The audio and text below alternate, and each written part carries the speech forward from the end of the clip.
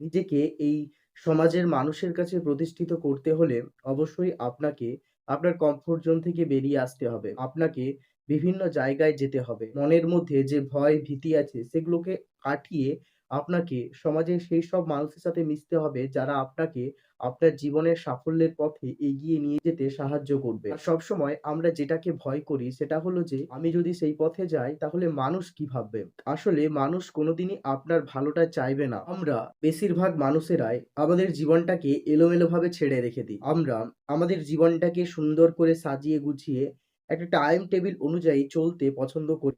আপনি যদি লক্ষ্য করেন যে এই পৃথিবীতে যেসব ধনী, ধনী ব্যক্তিরা আছে তারা প্রত্যেকেই তাদের জীবনকে একটা সুন্দর টাইম টেবিলের মধ্যে বেঁধে রেখে সময় অনুযায়ী প্রত্যেকটা কাজ সুষ্ঠুভাবে সম্পাদন করে। এইজন্যই তারা ধনী থেকে আরো ধনী হয়ে যাচ্ছে। কিন্তু আমাদের মতো সাধারণ মানুষেরা আমাদের জীবনে ডিসিপ্লিনকে মেইনটেইন করে চলতে পারি না। আমাদের মতো সাধারণ মানুষদের সময় অনুযায়ী চলার অভ্যেসটা নেই। কিন্তু আমাদেরকে সেই অভ্যেসটা নিয়ে আসতে হবে। আমাদেরকে সবকিছুই নির্দিষ্ট টাইমের মধ্যে কমপ্লিট করতে হবে। তাহলেই আমাদের মধ্যে ধীরে, ধীরে ডিসিপ্লিন জিনিসটার জন্ম নেবে। আমরা জীবনে কি করব সেটা নির্ভর করে আমাদের ইচ্ছাশক্তির ওপর।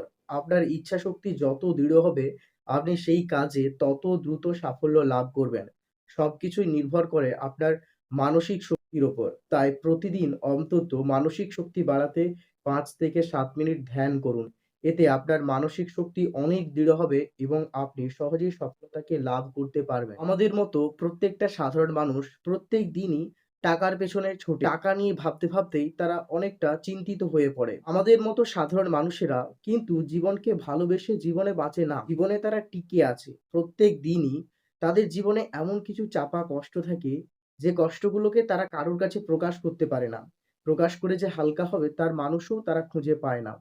আসলে আমরা প্রত্যেকদিনই সংগ্রাম করে বেঁচে থাকি। আর সেই সংগ্রামটা করতে হয় আমাদের মানসিক সমস্যার সাথে।